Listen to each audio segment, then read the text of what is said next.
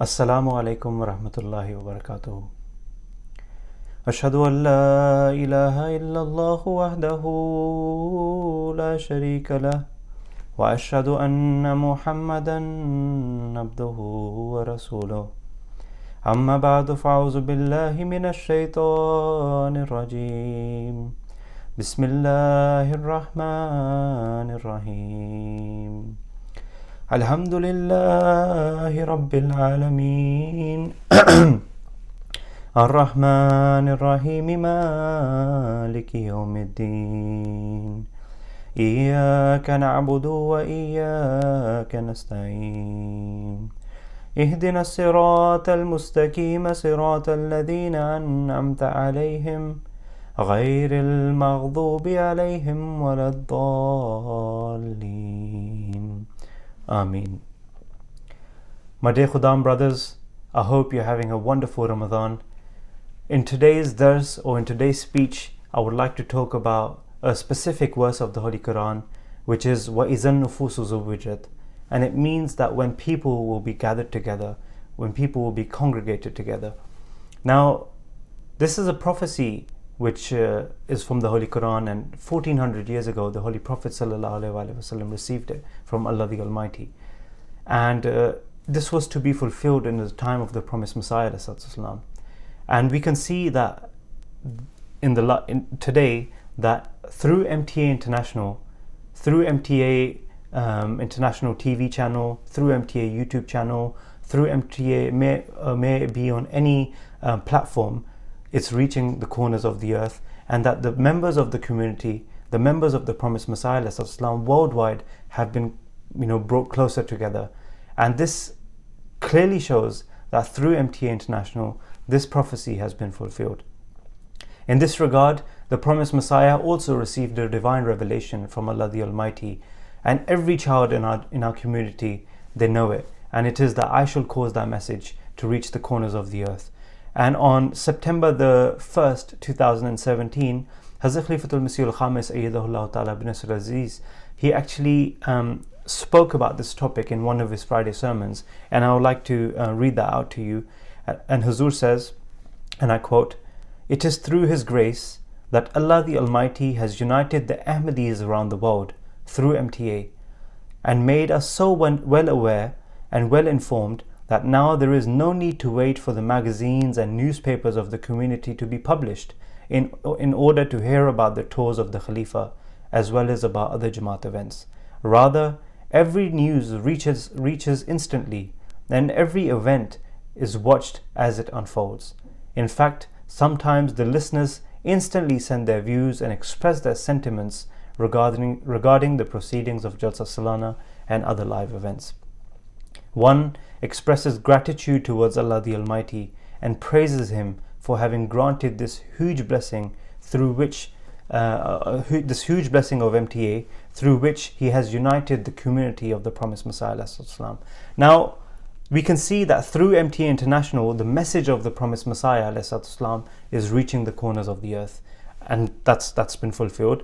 And we also know that through MTA International, a divine prophecy of Allah the Almighty, which was revealed to the Holy Prophet ﷺ, which is وَإِذَا النُّفُوسُ زُوِّجَتْ, that people will be gathered together, it has also been fulfilled. And we can see that, like, whenever we have a Jalsa Salana event or any other Jamaati event, people who cannot physically come to that event, they still spiritually, from their homes, they still take part in that event. For example, the Bayat ceremony.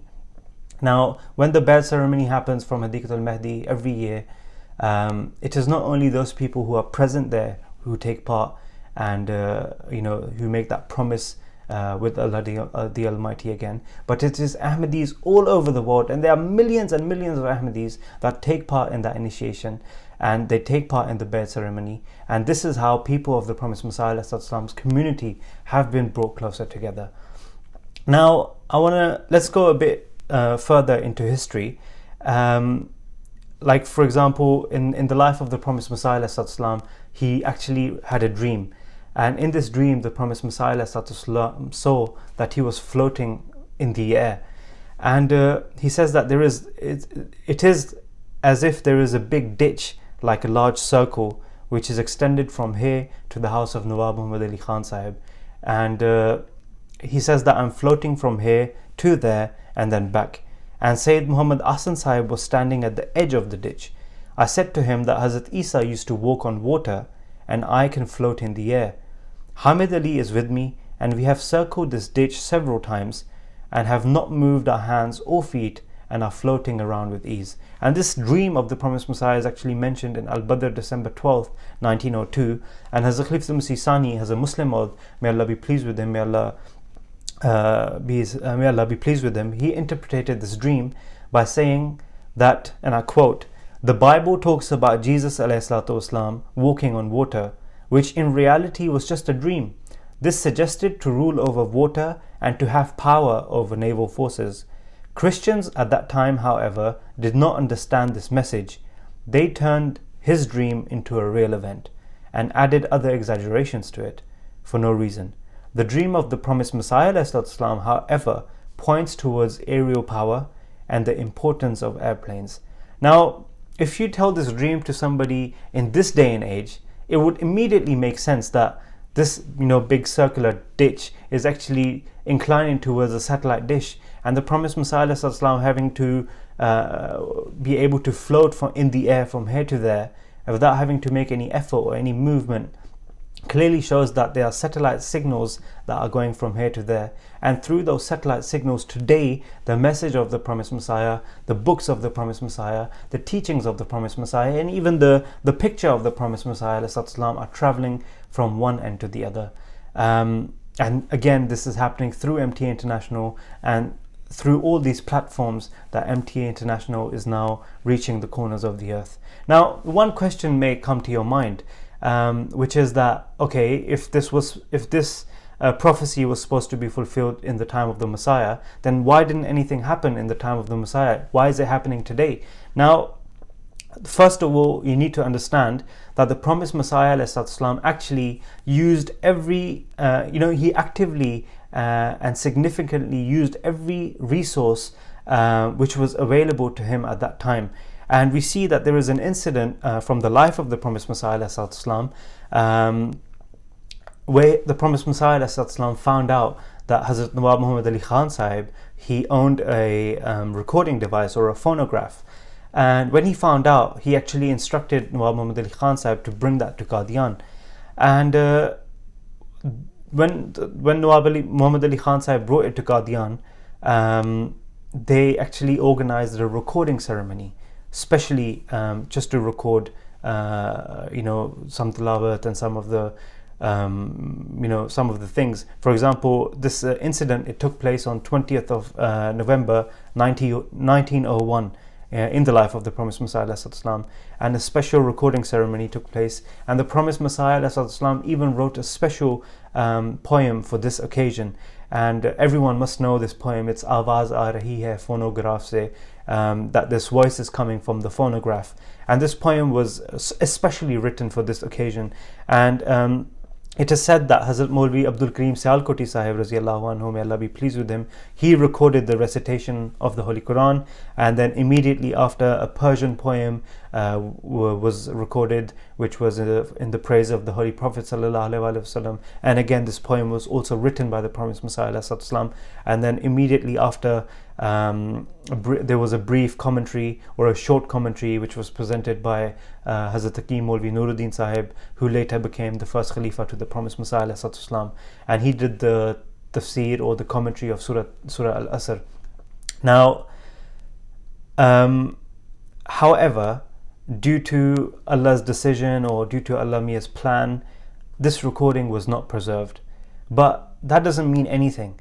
It just means that whatever was recited or whatever commentary of Surah Al-Asr, or even the poem, especially the poem that the promised Messiah ﷺ wrote for that occasion, that has been preserved. So we should still ponder over this poem. We should listen to it to understand the wisdom that the promised Messiah ﷺ was trying to relay to the members of his community.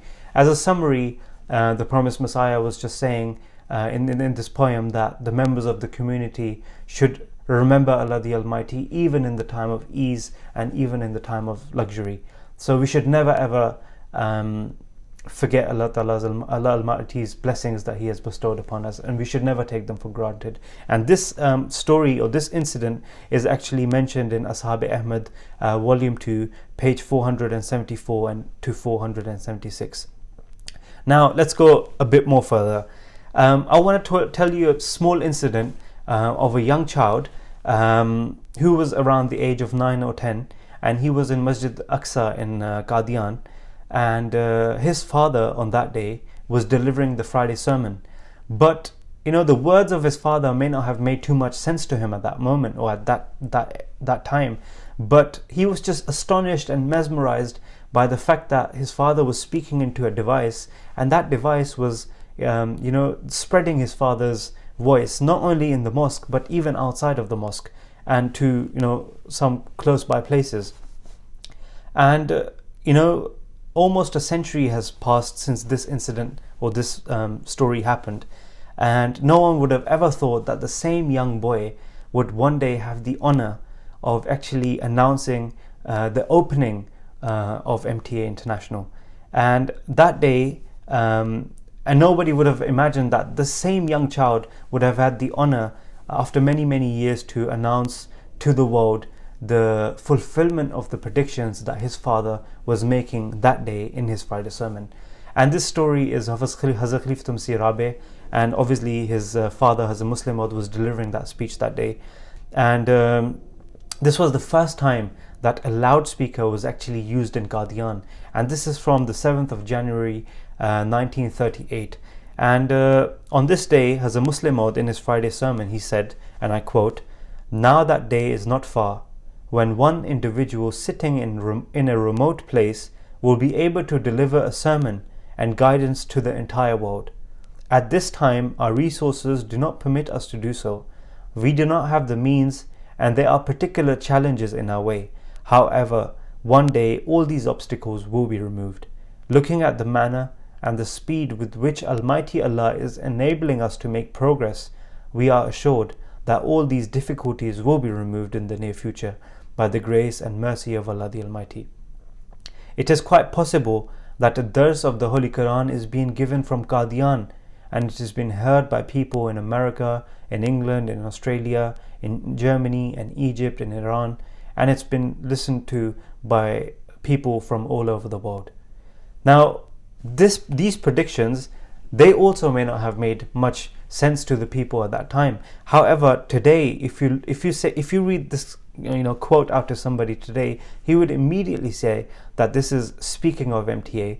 And we can see, and the great example of this would be Hazur's Friday sermon, that every week Hazur speaks to the members of his community. He delivers his Friday sermon, and that message is going from Islamabad, and it's reaching the corners of the earth, and millions of Ahmadis across the world, they listen to Hazur's Friday sermon. And I think Hazur is the only person on earth today, the only leader who speaks so frequently to the members of his community, and he's the only person in this world today that so many people actually listen to so regularly.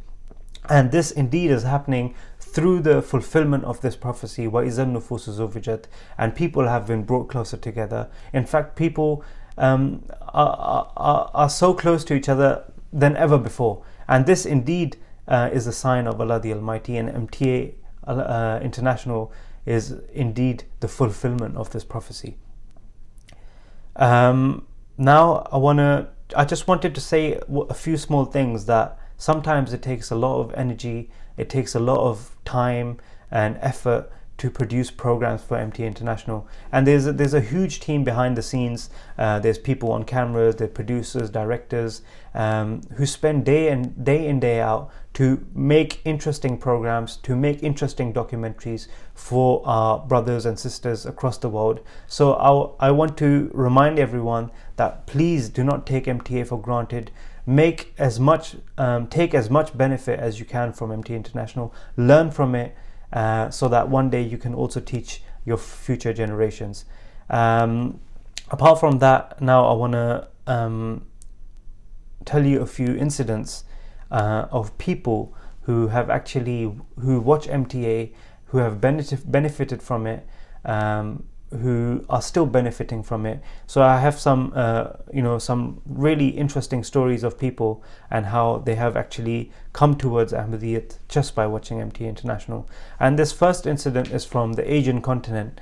It's of a young man who regularly started watching Hazur's Friday sermons, who regularly started watching other MTA International programs, and because he was from a different, he was from a different sect of Islam, some of the things that were being said on MTA weren't making too much sense to him. Now he had a lot of questions, and he went to his local mosque to meet his local imam, who was of course a non-Ahmadi, and he said that, look, I'm watching these programs on MTA, and I have some questions, could you please answer them? Upon this, his imam actually became quite angry, and he said to him that you need to immediately stop watching MTA, this is not good for you, and stop, he immediately told him to stop watching MTA. And that confused him even more, and he said that, why did he respond like that? So that motivated him to even watch more MTA, and he used to listen to Hazur's Friday sermons regularly. He used to watch other MTA programs, and as he was researching about the Jamaat even more, or as he was watching more programs on MTA, he started to have more questions in his mind. So what he did is he started writing a lot of comments and tweets on social media and other MTA platforms, and he got in touch with our local team here in the UK, and there was a long debate with him, obviously a positive debate, and we answered a lot of his questions, but of course he didn't agree to anything we were saying, and I don't blame him for that, because when you believe into something for good 20 or 25 years of your life, and suddenly somebody tells you something else, it definitely becomes difficult to accept. So same story with this young man. It was becoming difficult for him to accept. So what we did is that we told him, look, if you don't agree to what we're saying, how about you answering some of our questions, and if you answer them and satisfy us, then we'll accept that you're right and we're wrong. He said that, look, I'm not a scholarly person, I don't have much knowledge of Islam, so what I can do is I can get you in touch with my imam, and you can speak to him, he will answer your questions, and then you will know for yourself. So the boys, they agreed with him, and they said, okay, fine, if this is how you want to do it, let's do it. So we had been waiting for him for 2, 3, 4 days, and there was no message from him, no reply, no phone call, nothing. And we were actually getting worried, and some of us were even thinking maybe he's not gonna call us ever again. However, after a few days, 4 or 5 days, he called us back, and he said that, I want to become an Ahmadi, immediately accept my bayat, whatever the process is, start the process, I've accepted the promised Messiah and I'm an Ahmadi. And we said to him, hold up a second, what actually happened? How have you just taken this huge decision over the past 2-3 days? And he said that the day when we spoke last, after that I went to my mosque, to my Maulvi, and I told him that I've captured an Ahmadi, and he's saying that if we answer these questions, he will actually admit that he's wrong and we're right. So can you speak to him and answer his questions? Upon this, the Imam, his Maulvi, he became so angry that he said that there's a huge sword which is hanging in our mosque, and he tried to kill him with that sword. And he says, when they tried to grab me and everything, I just ran from the mosque. And he goes, the moment I took my first step out of the mosque, something in my heart just told me that the promised Messiah is correct. And he says that since that moment, I have accepted the promised Messiah. I have done my best then, but whatever the process is, can you please start doing the process? So then he accepted Ahmadiyyat. He did Bai'at. Hazur graciously approved his Bai'at, and now he's actually a very dedicated member of the Jamaat, and he's still connected with the Jamaat through MTA International, and he's still connected with his Khalifa through MTA International. Another story or another incident that I have is quite similar to the first one, but this one is actually from a person who was a lecturer in a university, and and he had been studying and researching about Islam Ahmadiyyat for the past 20 years. He was watching MTA regularly. He was reading the books of the Promised Messiah Islam. So he had a lot of knowledge about Jamaat Ahmadiyya, about our views, about the Promised Messiah Islam. So one day, he said that one day a non-Ahmadi Maulvi came to his village, and they gathered a lot of people together, and they were preaching to them that Ahmadis are non-believers, they're kafir, they've rejected the Holy Prophet ﷺ, their Khalifa is an evil person, they misguide people, and they teach people the wrong Islam, so you should avoid them and you shouldn't be in contact with them. So this gentleman, because he had been watching MTA for so long, he actually stood up to this Maulvi. And I would like to say here that sometimes in some parts of the world, to speak for Ahmadis or to say anything positive about Ahmadis could have circumstances. So but he actually gathered a lot of courage and stood up to the Maulvi and said that, look, whatever you're saying about Jamaat Ahmadiyya, I do not agree with it, because I have been watching their channel, I've been listening to their Khalifa, and their Khalifa actually takes a lot of time to teach and to look after the next generation. He has classes with children, he has classes with the youth, and every Friday he delivers a sermon which is completely based on the teachings of Islam. So I cannot agree to whatever you're saying. However, the Maulvi kind of felt upset. There was a bit of a discussion after, and then everyone went home. However, this gentleman, he became even more motivated, because he was thinking to himself that these guys are so good, but why was this Maulvi speaking against them? So he wanted to speak to somebody, and as I said, sometimes in some countries of the world it's not easy to be an Ahmadi, so he was also hesitant. He didn't want to put his family at risk. However, he contacted MTA through social media, and especially because he was writing a lot of comments on programs on the YouTube channel. And so then our team, they got in touch with him, they spoke to him on a number of topics, but he had a lot of questions about jinn. And when we told him the Ahmadiyya point of view about jinn and all these related topics, he became so emotional, and he said that this is the first time in my life that I've actually heard something which is so logical and so rational about these topics. So he became so emotional, and he said that, look, I accept Jamaat Ahmadiyya. Everything that all the questions that I had have been answered, and please accept my bayat. So then he did bayat, and Hazur approved his bayat, and he actually regularly writes letters to Hazur. And at one point he even sent a picture of himself to Hazur, and he said that when Hazur sees me and he prays for me, my whole life will be blessed. So this is somebody who came out of nowhere, who wasn't even a born Ahmadi, and this is the level of dedication, or the level of emotion, or the level of a high connection that they have with their Khalifa, with their Imam. And even now he watches MTA regularly. Him and his family, they've accepted Ahmadiyyat. And at one point he also said that whenever I see Hazur, whenever I see the smile on Hazur's face, something inside me tells me that this face is not a face of a liar. So this is how the message of the Promised Messiah ﷺ, the tabligh of the Promised Messiah ﷺ, is reaching the corners of the earth. And this is how وَإِذَا النُّفُوسُ زُوِّجَتْ, people are being people are congregating with the Promised Messiah ﷺ through MTA International. So we should never take it for granted, and we should watch it as much as we can. Another story I have is actually quite relevant for our Khuddam and Atfal brothers, because this person was actually quite young, maybe at the age of 20 or 21, and he was actually a student of Islam, and he studied in a madrasa, so his knowledge of Islam was really good. He knew the teachings of the Quran and the Ahadith. But he also started watching MTA, and he also got in touch with our team here, and there was a long period of discussion and debating with him, but then one day he accepted Ahmadiyyat on the basis of the ideology and the theology of the Promised Messiah ﷺ. But one day after accepting Ahmadiyyat, he called in, and he said that I have a small issue that I want to discuss with you.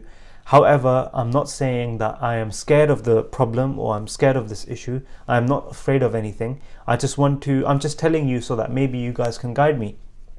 And he was saying that, look, I've converted to Ahmadiyyat, and when my family find out, they will actually disown me, and they will kick me out of the house. I won't be able to get married in my town. I will be left with nothing. So what do I do? So we told him that we'll get you further guidance. However, for now, just stay at home. But not soon after, his family, his father, they found out that he had converted to Islam Ahmadiyyat. So there was a huge, argument in his house, and they actually threw him out of the house. And he left his house with nothing, and he possessed nothing. And he only did that for the sake of the promised Messiah ﷺ, and for the sake of Jamaat Ahmadiyya. And this is the sacrifice he did. He left his parents, he left his loved ones, he left his hometown, he left all his, his everything, his place of comfort, his home, for the sake of the promised Messiah ﷺ. But then Allah the Almighty also looked after him, and now he had to move to Turkey. He's doing well for himself. He's found a job there. He's also got a house for himself, and Allah is still taking care of him. But the actual sacrifice, which I want to tell you now, which he made, is that his father was actually a very wealthy man, and his father owned a lot of factories in Pakistan, and he left all of that behind. Like, he was the only child, the only son, and he was soon going to inherit all that wealth from his father. But he didn't even take note of that. He didn't even care about that. He just left everything behind for the sake of the promised Messiah and for the Jamaat. And now he's a very dedicated man also. Not even a man, he's actually a very dedicated young man of the Jamaat, and he's in touch with the Jamaat, and he does a lot of Jamaat work, and Allah is taking care of him. Now, I know time is running short. I want to tell you another story, but in Hazur's words. This is actually from the Majlis Khudam al-Ahmadiyya Ijtima from 2015 from the UK. And Hazur said this on the concluding address of the Ijtima. And I quote, Hazur said, and I quote, "In this era, there are people across the world who are coming to realize that it is only the Ahmadiyya Muslim community that remain steadfast upon the true teachings of Islam. They acknowledge that it is only our Jamaat which is spreading the true Islam and is offering a great service to the true religion. To give one example of a young person from the city of Ivory Coast he was a non-Muslim, and had always felt a keen interest in Islam. He used to go to a non-Ahmadi mosque, but became very disheartened when he saw that Muslims were often involved in personal disputes. This caused him a great deal of pain. With the grace of Allah the Almighty, sometime later he was introduced to the Ahmadiyya community. So he used to offer his salat in our mosque, and he would also listen to the Darsul Quran. And the local Ahmadis, they also preached to him. Soon he realized the truth about Ahmadiyyat and accepted Ahmadiyyat and did Bai'at. However, upon accepting Ahmadiyyat, he did not stop and think it was enough. Rather, he attentively started watching MTA International in the local mosque and became so motivated that he saved money over the course of the next few months and installed a satellite dish in his home. He said every program he watches increases his faith in Ahmadiyyat.